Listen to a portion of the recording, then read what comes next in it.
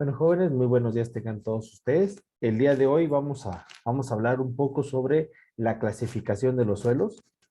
La clasificación de los suelos la vamos a ver desde dos sistemas diferentes. Antes de, de iniciar este tema, bueno, pues en este caso, esta clase, estuvimos platicando con varios de ustedes y preguntaban de qué pasa con algunas pruebas que se van a realizar.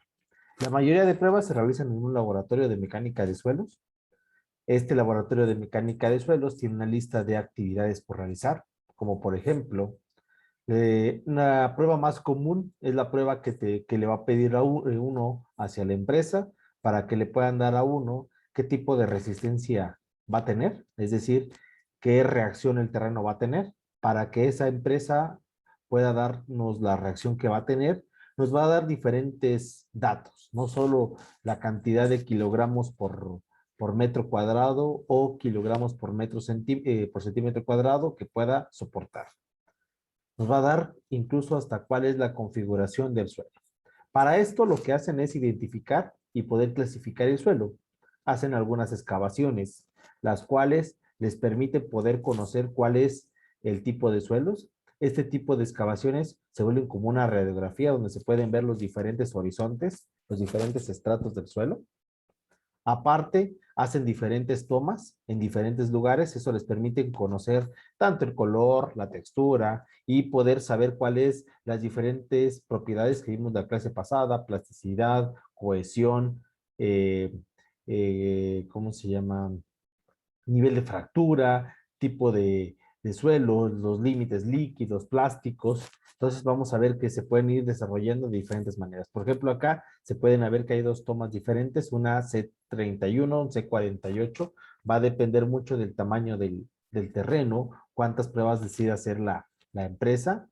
Dependiendo, va a darse cuenta si pueden haber, si hay muchos cambios en los tipos de horizontes, pues va a tener que hacer una cantidad de pruebas importante. Aquí podemos ver incluso que llegan hasta las 124, pero puede ser que también el terreno haya sido muy grande. Y podemos ir viendo que cada una de ellas presentan diferentes cualidades el tipo de suelo. Por ejemplo, la C7 nos podemos dar cuenta que el nivel freático está mucho más elevado que algunas otras. El nivel freático es el nivel del agua donde se puede encontrar. Lo podemos darnos cuenta en la imagen cómo rápidamente aparece, a diferencia de las otras que no aparece humedad aún así con el mismo nivel de excavación. Pero vamos a ir directamente a la clasificación de suelos. Y ahí no sé si nos puedes apoyar leyendo. Sí, Ángel. Gracias. Clasificación de suelos. La determinación y cuantificación de las diferentes propiedades de un suelo tienen como objetivo último el establecimiento de una división sistemática de los diferentes tipos de suelos existentes atendiendo a la similitud de sus caracteres físicos y sus propiedades geomecánicas. Una adecuada y rigurosa clasificación permite al ingeniero de carreteras tener una primera idea acerca del comportamiento que debe de esperar de un suelo como cimiento a partir de propiedades de sencilla determinación. Normalmente suele ser suficiente conocer la granulometría y plasticidad de un suelo para predecir su comportamiento mecánico. Además, facilita la comunicación e intercambio de ideas entre profesionales del sector, dado su carácter universal. Gracias, Jair. Sí, nada. Bueno, vamos a conocer que para poder clasificar los suelos existen principalmente dos sistemas.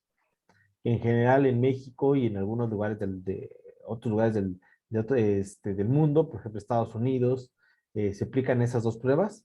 Es el sistema AASHTO, por sus siglas en inglés, y el sistema SIUX, igual por sus siglas en inglés. El más conocido, el Sistema Unificado de Clasificación de los Suelos, Sistema Unificado de Clasificación de los Suelos, SIUX por sus siglas. Vamos a ver que ambos métodos se basan en la determinación de ciertos valores que nosotros hemos trabajado, como son la composición granulométrica y los límites de Atterberg. Recordemos que los límites de Atterberg son los límites líquidos, plásticos, y para obtener la parte semisólida, los de contracción, para poder conocer cuáles son los niveles de cantidad de agua que puedan tener. La clasificación según el sistema AASHTO se utilizan en vías y el sistema de unificado se ocupa para cimentaciones. Por eso es importante conocer los dos. Uno es para la parte de terraplenes y situaciones de carreteras y en el segundo para todo lo que correspondan a cimentaciones. Bueno, el sistema AASHTO, constituido más o menos en 1945, vamos a ver que lo que representa es un sistema que permite la clasificación del suelos en 7 grupos basados principalmente en la determinación del laboratorio granulométrico, la parte de límite líquido e índice de plasticidad. La evaluación de cada grupo se hace mediante un índice de grupo, el cual se calcula por la siguiente fórmula. Es una fórmula desarrollada de manera empírica, es decir, que no es que sea una ley universal, sino que nada más es una relación en datos. Es F menos 35, siendo F la cantidad del material que pase por la malla 0.08. ¿Sí? Menos 35 multiplicado por 0.2 más 0.005 por el límite líquido, lo que podamos tener de líquido, menos 40, más el 1% multiplicado por, nuevamente, el porcentaje que pasó por esa malla 0.08 y menos 15, y por último el índice de plasticidad menos 10. Si IG es un número entero y si es negativo, lo vamos a denotar con un número 0.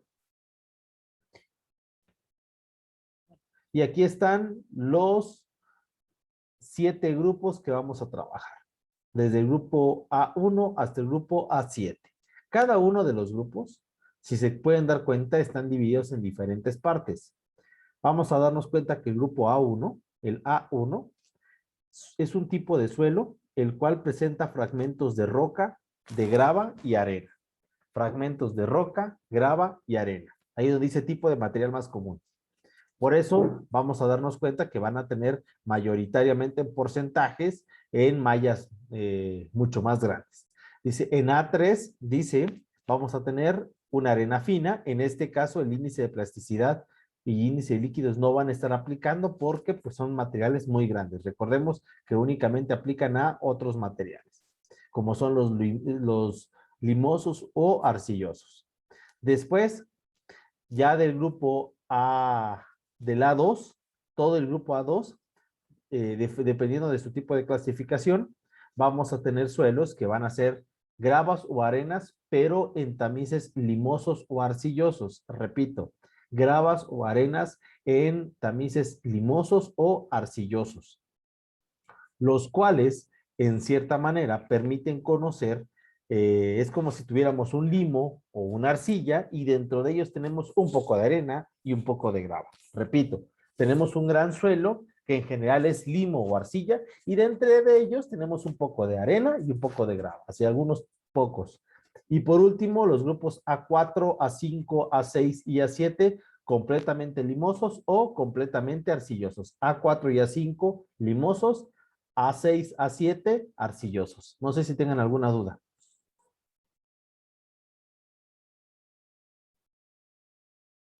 Yo tengo una duda con la calificación de la subrasante, perdón. ¿Qué es eso? La clasificación del subrasante es el tipo de material que vamos a tener. Es decir, la capacidad que va a tener el suelo para poderse utilizar. Vamos a darnos cuenta que las primeras van a ser buenas y las últimas van a ser pobres. ¿Por qué? Porque la cantidad de agua va a hacer que no sean muy buenos materiales. Sí, gracias. Oiga, Inge, otra pregunta con el número de mallas. Mientras más grande sea el número de la malla, ¿es mucho más pequeño Exactamente, el agujero? exactamente. Ah, ok. Por Siendo la eso malla, en los suelos limosos y arcillosos dice que más del 35% de la muestra pasa por la malla número 200. Entonces es un agujero muy pequeño. es un agujero muy, muy pequeño. El de la malla 200 ya son décimas de milímetro, Ah, ok. el tamaño que va a tener. Ya, Y ya. precisamente Gracias. vamos a esto, dice, son aquellos que el 35% menos del material fino pasa por un tamiz número 200, el más pequeño. Estos suelos forman los grupos 1, 2 o 3.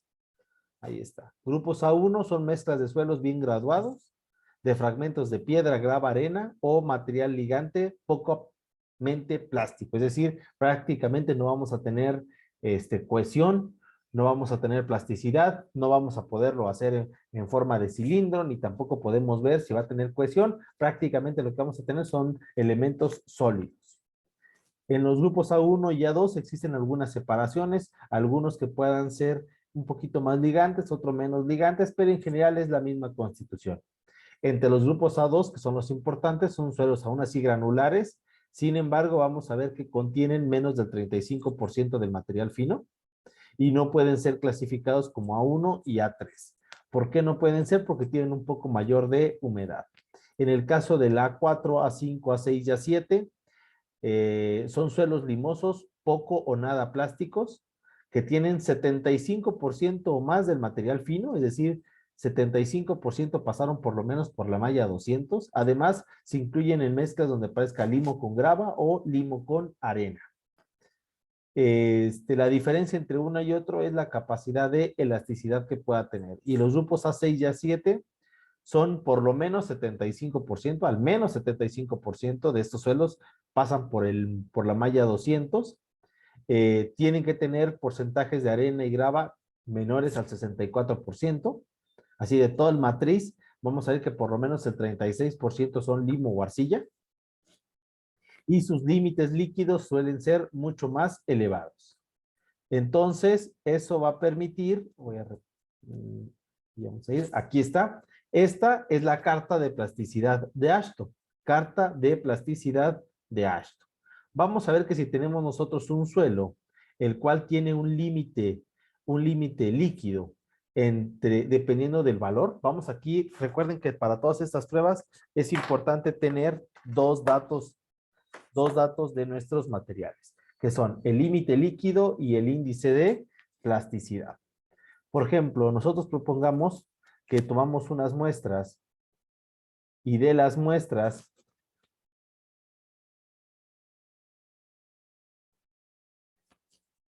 nos dijeron que en la primer muestra, en la muestra número 1, el límite líquido correspondía a un valor de 35% y teníamos un índice de plasticidad del, vamos a ponerlo, del 30%. Entonces, en esta carta de plasticidad de Ashton, que recordemos que Ashton son para carreteras o terraplenes, 35% significaría que estaríamos más o menos como en esta parte. Y dice que en el índice de plasticidad IP sería 30%, más o menos en este punto. Entonces, aquí estaríamos. No sé si lo logran ver, jóvenes, en qué punto estaríamos.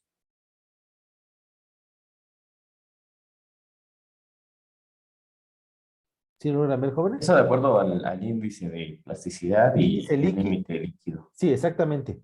Entonces, ¿qué tipo de suelo tendríamos? Un suelo A6. Si nosotros, por ejemplo, nos dijeran, ¿sabes qué es? Que no, el límite líquido en una prueba número 2, sí teníamos un índice de plasticidad de 30%, pero el límite líquido en otro lugar fue del 60%. Entonces, nos vamos a dar cuenta que estaríamos 60% 30 y ya tendríamos un tipo de suelo A7. Y si, por ejemplo, nosotros tuviéramos mucho menor, se dan cuenta que son importantes. Aquí tenemos dos datos importantes. Los suelos se dividen en dos puntos y quiero que se den cuenta. Cuando tenemos en la parte superior son todos los valores donde el índice de plasticidad es mayor a 10 para A6 y A7. A6 y A7, índice de plasticidad mayor a 10. A4 y A5, índice de plasticidad menor a 10. ¿Por qué hablamos de esos cuatro grupos? Porque recuerden que los otros, el 1, 2 y 3, son tipos de suelos que tienen más arena y más grava. Entonces no tiene plasticidad, por eso no se cuentan acá. Entonces, índice de plasticidad mayor a 10, vamos a ver que pueden ser A7 o A6 y menores de 10, A4 y A5. ¿Y cómo sabemos cuáles son? Tenemos otra línea importante que es el límite de líquido, el límite de liquidez cuando es valor del 40%. Si es menor a 40%, ya sabemos que de plano va a ser A6 o A4 y si es mayor a 40, A7 o A5. Creo que en general es un tipo de forma de representación bastante sencilla. No sé si tengan alguna duda. Creo que no, ¿No? Inge, ¿qué es un terraplén en sí? Un terraplén es la formación básica para formar una carretera. Es la sinuosidad donde vas colocando las diferentes capas hasta formar el terraplén completo. De ahí es donde se pone el asfalto. Exactamente. Ah, ya. Gracias. Bueno, vamos entonces con la otra clasificación. La clasificación unificada de suelos, por sus siglas SUCS, Sistema Unificado de Clasificación de los Suelos. Es un sistema ideado más o menos en 1942 por el ingeniero Arthur Casagrande, el cual determinó bueno, trabajar para el Buró de Carreteras en Estados Unidos, desarrolló ese tipo de sistema. Ese tipo de sistema utiliza varios de los cálculos que él mismo diseñó. Es un sistema concibido para la identificación de los suelos para un terreno. Normalmente, al día de hoy, como lo vimos, se ocupa principalmente para la parte de cimentación. Por eso, para nuestra materia va a ser importante debido a que vamos a terminar con esta parte de cimentaciones. En el primer paso consiste en conocer o identificar el tipo de suelo, si es orgánico o no es orgánico. De serlo, se anotan las principales características, textura, color, se identifica si vamos a tener una turba, es decir, si vamos a tener ¿qué me dijiste que tenías en tu suelo, Yair? ¿Qué era principal? Abono, Perdón. turba. Sí, es como un tipo de abono. Son de Sí, esas bolsas que ya te venden para las macetas y todo eso. sí. La turba es un tipo de abono para que se pueda entender. Y si no lo es, se continúa con el procedimiento de suelos. Bueno, aquí lo vamos a dividir dependiendo de las letras. Bueno, las letras están dadas por, como es un sistema norteamericano, es un sistema a nivel mundial, pero fue creado por un norteamericano, por eso los prefijos y sufijos están en inglés. Grava, gray, entonces vamos a ver que utiliza la letra G, arena, sandy, S, limo, mud, es M, clay, arcilla, C, orgánico, o bueno, orgánico, O y turba, PT. Y vamos a ver, vamos a subgraduarlas con una letra W, bien graduado, P, pobremente graduado, M, limoso, C, arcilloso, L con un límite líquido alto, H para un límite líquido bajo. Creo que en general ahí no hay mayor dudas en cómo lo vamos a clasificar, nada más pues recordar el tipo de prefijo para poder conocer qué tipo de suelo tenemos. Entonces, vamos a ver que podemos tener varios tipos de suelos. Vamos a tener dentro del grupo de las gravas, voy a hacer un poquito más grande, ahí está. Ahí está. Dentro del tipo de las gravas,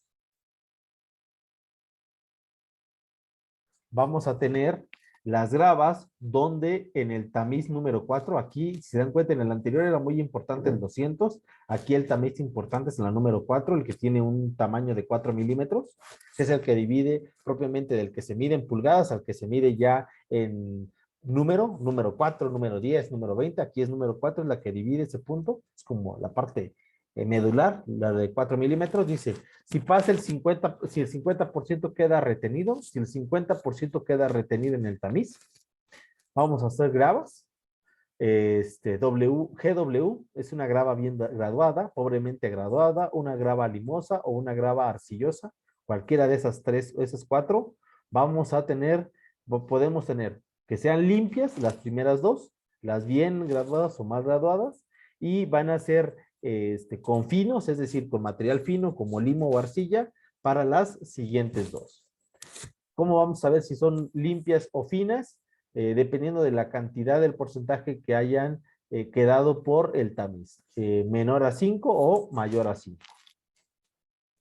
Bueno, vamos con las arenas. Esto significa que en la malla número 4 únicamente quedó menos del 50%, ya no más, menos del 50%.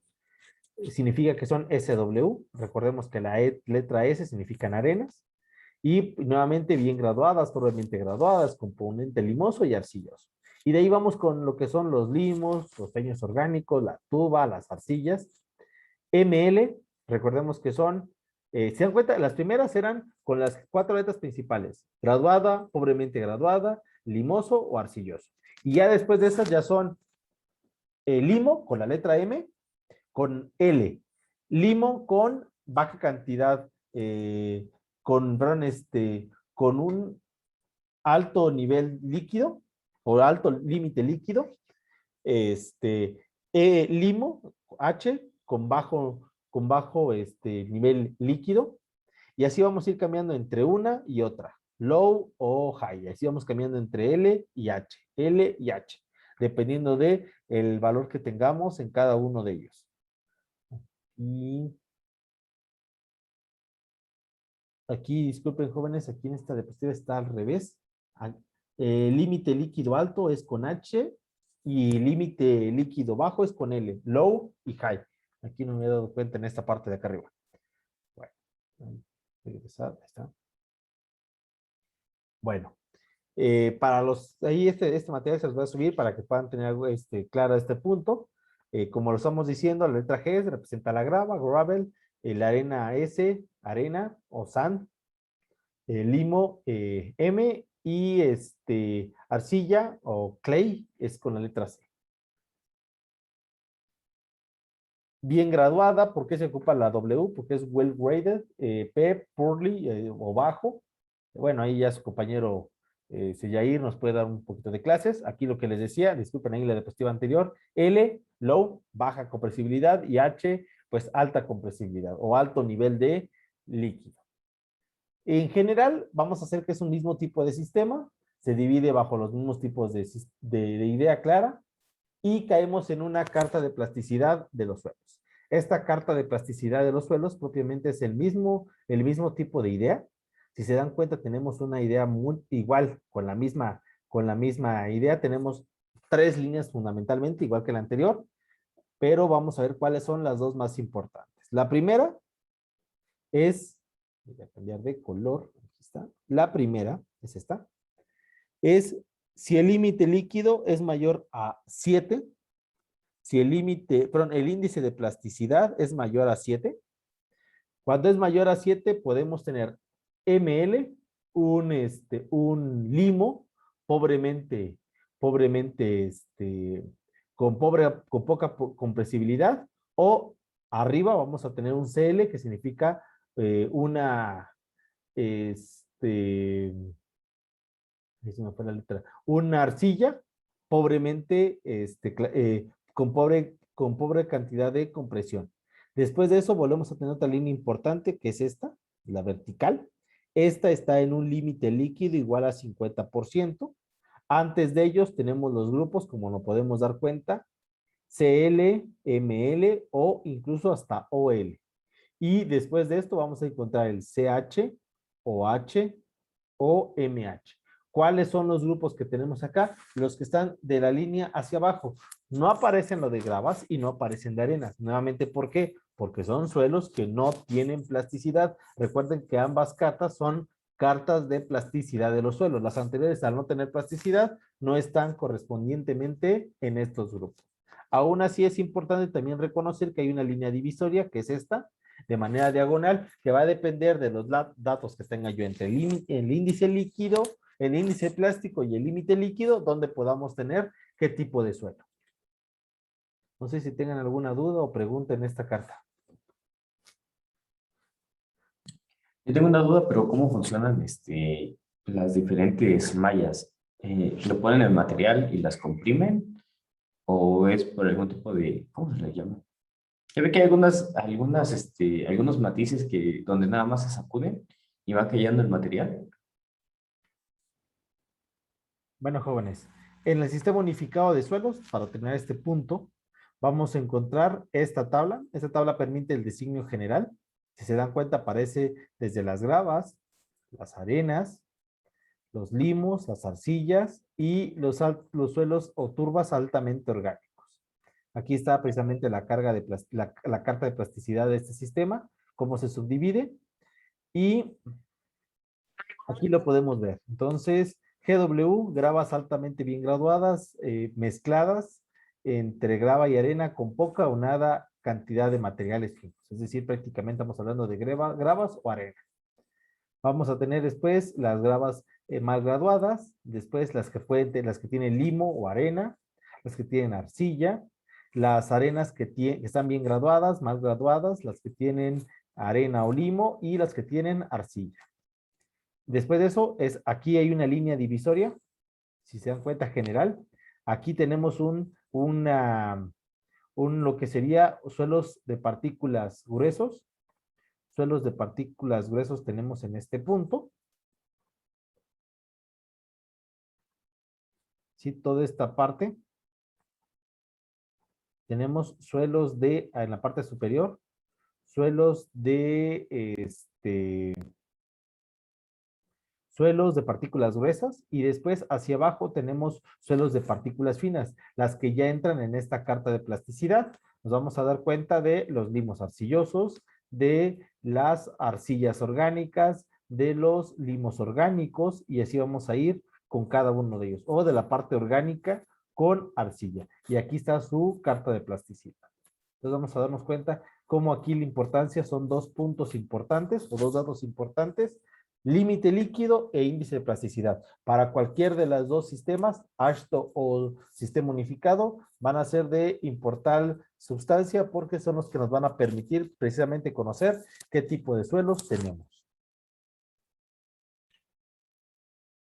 Ahorita me comentaban de que la mecánica de suelos, cómo va aplicando a diferentes lugares. Vamos a ver cómo aplica un terraplén. En este caso, en el terraplén, recuerden, estaríamos hablando de un tipo de sistema tipo AASHTO. Entonces, pues, ¿qué son los terraplenes? Son estructuras que se constituyen con materiales y productos de cortes y procedentes de bancos con el fin de obtener un nivel subrasante que indique el proyecto, es decir, una cantidad de toneladas por metro cuadrado, kilogramos por centímetro cuadrado, para poder tener una cimentación o poder tener un elemento en forma de talud que nos pueda servir como elemento para cualquier tipo de carretera o material. Esto según los datos que tiene la Secretaría de Transportes. Un terraplén, aquí podemos ver, tiene varias capas, tiene el cuerpo del terraplén, tiene un material que sale sobre ancho, que es un material que no permite el desfogue del material central. Después tiene una capa subyacente y por último una capa subrasante, que es la última capa antes de poder coronar con una capa o un encarpetado.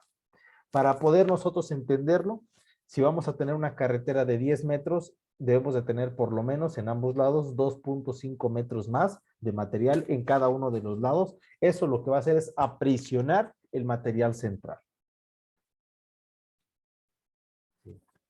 La estabilidad o base de los terraplenes van a darse y van a existir por ello que si no se trabajan bien o no se comprimen bien, que es el tema que vamos a ir, es compresión, pueden existir algunas fallas como son fallas por hundimiento o fallas por extensión.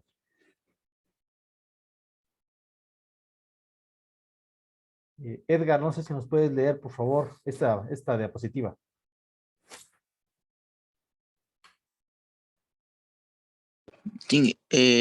Estabilidad de las bases de terraplenes. Tipos de fallas por rupturas por la base. La ruptura por la base puede producirse de diferentes maneras.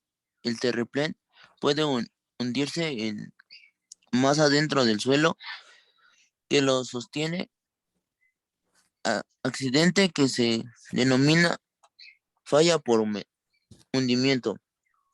El terraplén, justo en la capa de suelo que lo sostiene, puede extenderse deslizando sobre un extremo inferior de arcilla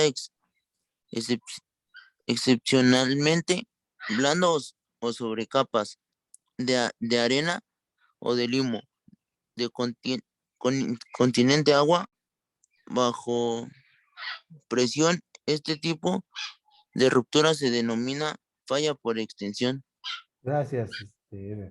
Bueno, vamos con, y también existe el tipo de falla por sifonaje. Cuando el terraplén tapona una vía de agua, puede también fallar por sifonaje como consecuencia de la erosión retrógrada ocasionada por los vertientes de agua que emergen del terreno cerca del pie de agua. Abajo del terraplén suele viajar. Vamos a ver que ese tipo de fallas nosotros los conocemos, tanto el de hundimiento como el de extensión, como el de sifonaje. ¿Cuáles son ellos? Bueno, el hundimiento, jóvenes, es cuando literalmente tenemos un hundimiento como un socavón. Es decir, que por algún tipo de falla, como puede ser el sifonaje, es decir, el paso de alguna vertiente de agua, se va socavando y de repente se va sentando el terreno. también existe por extensión. Esto es muy común, principalmente en la carretera San Cristóbal-Tuxtla. ¿Se han dado cuenta? ¿No se han dado cuenta que hay una parte de la carretera antes de llegar al puente, yendo de San Cristóbal para Tuxtla o después del puente de Tuxtla para acá, como se quiera ver, que de repente ocupamos el lado derecho de la carretera y de repente agarramos el lado izquierdo? ¿No se han dado cuenta que de repente cambiamos de posición? Que le ponen, ahora sí que hacen que demos ahora sí que nos hagamos más hacia la izquierda o más hacia la derecha. Es normalmente porque tenemos una falla por extensión, es decir, que hay un escurrimiento del material y se pierde y se va sentando. Entonces, ¿qué tienen que volver a hacer? Volver a colocarlo en su posición y volver a colocarlo. ¿Cuándo dejaría de pasar? Únicamente cuando colocaran un encamisamiento en ambos lados, como lo puede tener el paso peatonal, por ejemplo, lo que es en el libramiento, en el caso de Tuxtla. No sé si sí se han dado cuenta. Ya entendí la parte del paso peatonal, dijo. Sí, sí, sí, yo se me he dado cuenta. Ahí en Tuxtla, no sé si se han dado cuenta en el libramiento. En el libramiento, que ahí sí que tiene lo que es el libramiento, tiene lo que es un encamisamiento, tiene unas placas de concreto armado en ambos lados, y ahí sí ya no tenemos la filtración o la extensión del material de las paredes. Hay una parte que es de Tuxtla a San Cristóbal, donde se desvía uno porque se quedó como el pedazo de carretera hundido, ¿no? Sí, exactamente. Es una parte que tiene años, que siempre pasa, así que es por temporadas. Ahora sí que ocupamos del lado derecho, se hunde y nos mandan al izquierdo. Componen y vamos de regreso y estamos dando vueltas. ¿Y esa falla se dieron cuenta después o justo al momento que la estaban construyendo? Se dieron cuenta después. Ah, ya. El problema que existen en en toda la carretera es que existen cavidades muy grandes dentro de la carretera y han hecho el procedimiento de cocimiento. ¿Qué significa cocimiento? No significa que van a poner a calentar algo, sino que agarran concreto pobre, si se puede decir, con valores de 200 o menos, altos niveles de grava, y una cierta cantidad de agua. Eso para que pueda tener cierta cantidad de caída. Y donde hay fallas, le van soltando concreto. Y se han ido miles, bueno, cientos de metros cúbicos y miles de metros cúbicos de material y no se llegan esos grandes huecos a ocupar. Estaba la teoría de que en algunos de esos cerros se estuvieran yéndose a laderas o ríos, es decir, que tenga un desfogue y no se dieran cuenta que el material siguiera saliendo. Es como si tuviéramos un vaso que tiene hoyo, aunque lo estés llenando, siempre va a salir. Es por eso también que en ocasiones hay como ondas. En el suelo, en el terreno, que de repente empiezan a aparecer Ajá, como si sí, fuera. sí. Sí, porque se empieza a hundir. Ese se llama hundimiento diferenciado. No es parejo el hundimiento, sino solo en unas partes. Ese es porque hay agua o hay algún tipo de elemento freático cercano. A todo esto que usted acaba de mencionar, en general se llama falla por mecánica de suelos o falla del terraplén. Es que el terraplén es por un error de mecánica de suelos. Ok. Y es por eso que Normalmente, me imagino que por la humedad o algo así, le meten las mangueras en medio, que son como filtros. la manguera no es que sea un filtro. Los tubos que le ponen a cualquier tipo de terraplén o, por ejemplo, a un muro de contención, lo que hacen es que la humedad existente salga, que no se quede interna. Si Ok, recuerdan el ya. tema anterior, si se acuerdan del tema anterior cuando hablábamos de fases de los suelos, Yair, creo que contigo lo vimos, ¿no? Sí, sí, creo que al menos la clase. Teníamos tres fases y tú me decías, es que son tres estados. No, son tres Sí, fases. Tenemos el el líquido suelo, gaseoso la parte y... sólida, después alrededor tenemos un poco de parte líquida, de agua, y recuerden que también dentro de los espacios también hay aire. Entonces, sólido, agua y aire. ¿Qué es lo que pone? Se pone un tubo para que el agua y el aire no estén ahí y vayan saliendo. Entonces, cuando se compactan, solo vaya quedando pura parte sólida. Pero si se deja esa agua, va acumulándose y a veces se va haciendo más grande. Por eso se hacen ese tipo de sistemas, de dejar algunas tuberías para que pueda por ahí salir el material, el agua principalmente. Oh, ya. Haya una Gracias. acumulación. Gracias.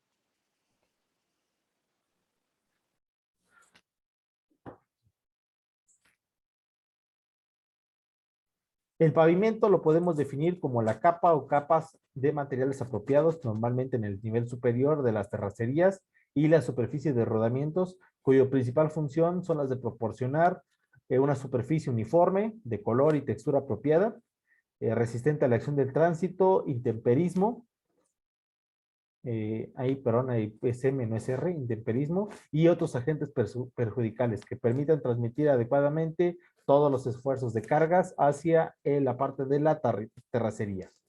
Es importante entender que incluso en el pavimento existen características que lo hacen. Es una parte importante la parte de textura, es decir, la cantidad de abrasión que tenga. Hay veces que los pavimentos, aunque todos están hechos de una base en chapopote, hay algunos que les ponen más gravilla y unos menos gravilla y también por eso tienden a fallar. Hay algunos que tienen más pérdida de material, hay unos que tienen menos pérdida, unos que se vuelven más lijosos y unos que se vuelven más abrasivos. Siempre la intención es materiales que sean de cierta manera abrasivos para que tenga uno buen agarre. Vamos a ver que van a existir, como les digo, el pavimento rígido que está hecho con hormigón y abajo debe tener una subbase y una subrasante, es decir, solo 3 materiales. La capa de hormigón, la subbase y la subrasante. Normalmente aquí, ¿qué hacemos? Una capa de grava o arena y una capa de material mejorado y va la capa de hormigón. Y eso es lo que se hace para el pavimento rígido. Para el caso del flexible, tenemos una subrasante que puede ser el material que tenemos, bien compactado, el material del lugar bien compactado. Después una base que puede ser material mejorado. Y por último, lo que sería el pavimento en base de asfalto. Dentro de esto es importante entender que se deben de aplicar pruebas de laboratorio para el control de compactaciones en terraplenes y capas de un pavimento. La compactación es un proceso mecánico para reducir el volumen de los materiales, con el fin de que estos sean más resistentes a carga. A mayor compresión, mayor resistencia. La clase pasada, precisamente, veíamos una prueba que se llama el de límite líquido, si se acuerdan, LL, que decía que a mayor cantidad de número de golpes, ¿qué es lo que cuando yo aplico más golpes, ¿qué es lo que le estoy sacando al suelo? ¿Alguien se acuerda? Hacíamos. Pregunta, Inge. La clase pasada vimos límite líquido y venía una prueba y les voy a colocar la fórmula porque creo que eso es lo que les va a ayudar a recordar. Límite líquido es igual a humedad por número de golpes entre 25 elevado a la 0.121. Entonces, dependiendo de la cantidad de número de golpes, algo bajaba. ¿Se puede recordar qué era? Cuando el número de golpes aumentaba, ¿qué es lo que disminuía?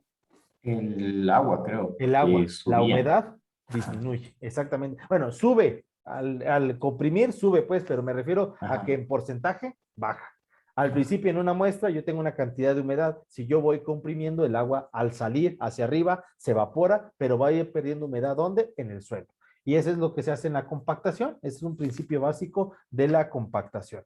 Por lo regular, el cuerpo de un terraplén tiene que alcanzar una compactación mínima del 90%, compactación mínima del 90%, y para capas subyacentes por lo menos del 95%. Hablando de una cimentación, compactación mínima igual 90%.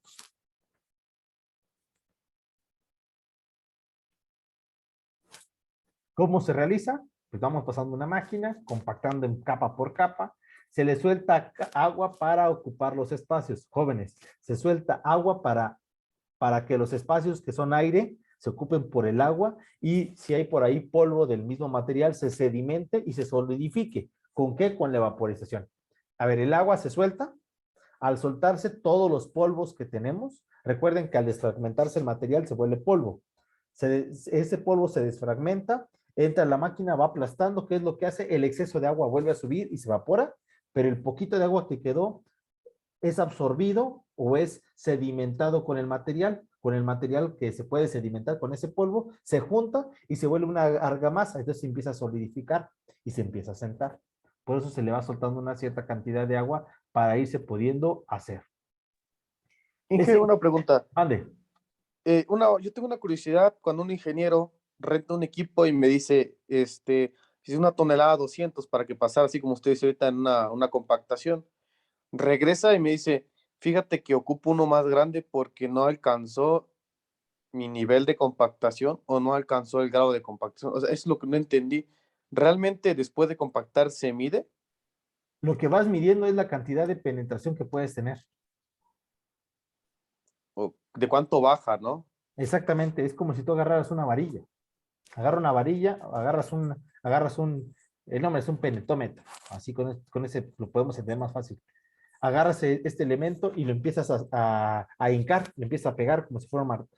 Y se empieza a ver, bueno, no, realmente no le pegas tanto, sino que es por caída, debido a la gravedad, y se ve qué tanto penetra. Significa que con esa máquina no se logró la suficiente compactación. Entonces tienes que cambiar a una más pesada para lograr ese nivel de compactación. Oye, gracias. ¿Sale? Ahí a lo que te refieres, aquí está. No sé si lo puedes leer, por favor, ahí, Miguel. Claro. Dice grado de compactación. ¿Dónde está? ¿Dónde dice dónde? Y abajito. Ah, no, no, perdón. Ok, grado de compactación de un suelo. En relación expresada, el porcentaje entre el peso volumétrico seco del lugar, el correspondiente peso volumétrico seco máximo obtenido en laboratorio, expresándose de la siguiente forma. G por C es igual, abrimos paréntesis, entre Y y A. Peso volumétrico seco del lugar. Peso volumétrico seco del lugar. Abajito dice, es la... Ok. Grado de compactación del suelo y el peso volumétrico seco del lugar sobre el peso volumétrico seco máximo del suelo en kilogramos sobre metro cúbico. Es práctica común el obtener el peso volumétrico haciendo una pequeña excavación que se conoce con el nombre de cala volumétrica, de la cual se obtiene el peso del material extraído y el volumen de dicha excavación. Sale. Gracias. Entonces, este No, grado no es más que una vil relación, como lo podemos ver.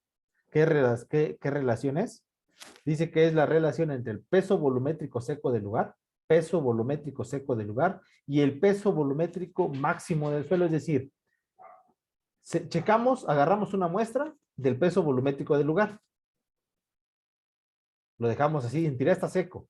Y después tomamos un peso volumétrico completamente seco en horno, es decir, lo máximo. De ese mismo material lo ponemos en horno y vemos cuál es lo máximo. Y vemos qué grado de peso volumétrico, qué grado de compactación podemos tener en el suelo. Por supuesto que este grado va a depender de la cantidad de compactación que podamos tener.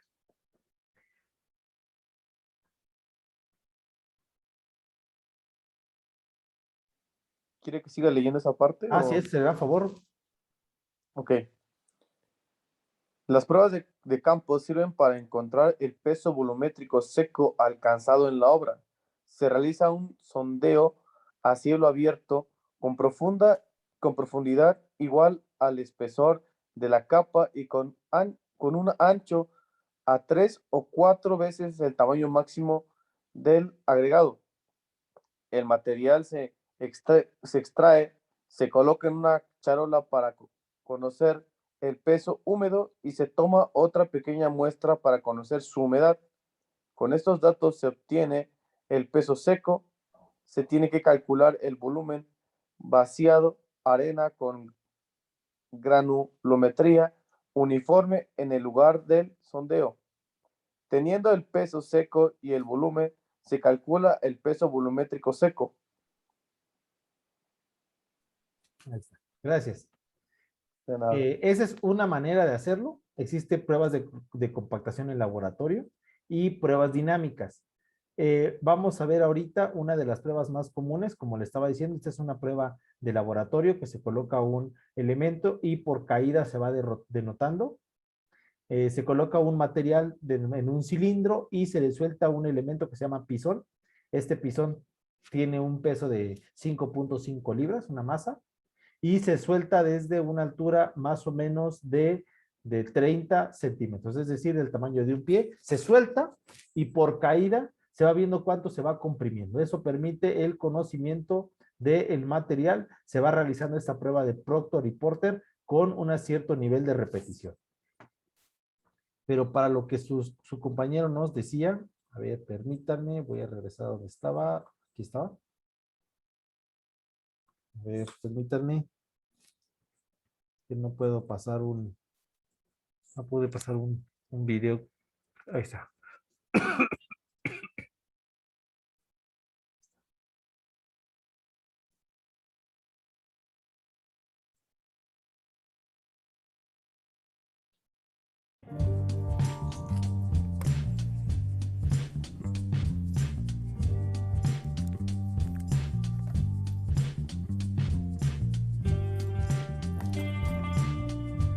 Este es un penetrómetro digital, el cual se hace la prueba directamente en el suelo que se quiera conocer cuál es su resistencia mecánica y su nivel de compactación.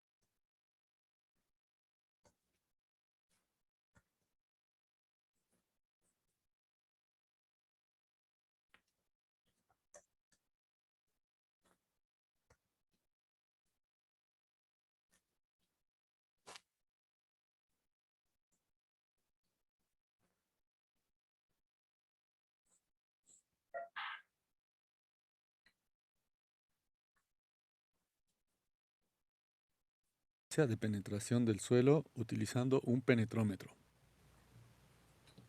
Para este protocolo necesitamos un penetrómetro. El anterior es un digital, esto es uno analógico. Me imagino que cuando te llegaron a ver, Miguel, imagino que este ingeniero debe tener un elemento de este tipo y con eso realice esa prueba. Hojas para anotar Sí, datos imagino. y un lápiz o pluma. Coloque el penetrómetro perpendicular a la superficie del suelo.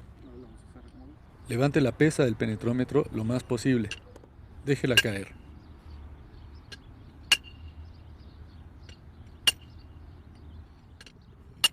Repita este procedimiento hasta que el penetrómetro haya alcanzado la profundidad deseada.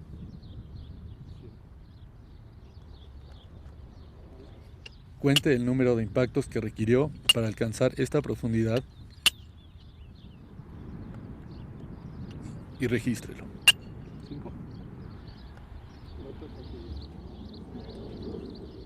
Repita el procedimiento hasta alcanzar la máxima profundidad de muestreo.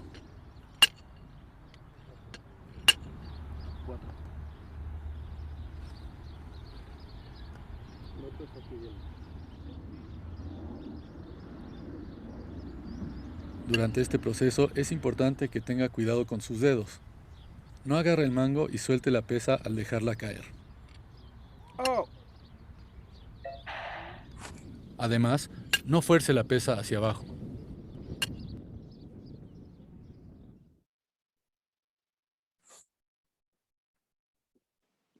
¿Y si se topa con piedra? Por eso no se hace únicamente una prueba, se hacen varias. Ok. Sí, pues se hacen varias muestras para que la prueba no sea válida. Ok, en diferentes puntos, me imagino, En ¿no? diferentes puntos, a eso me refiero. Ok. O sea, no sé si tengan alguna duda o pregunta, No, sobre eso no, está ¿no? claro. Creo que ya quedó más claro. Entonces,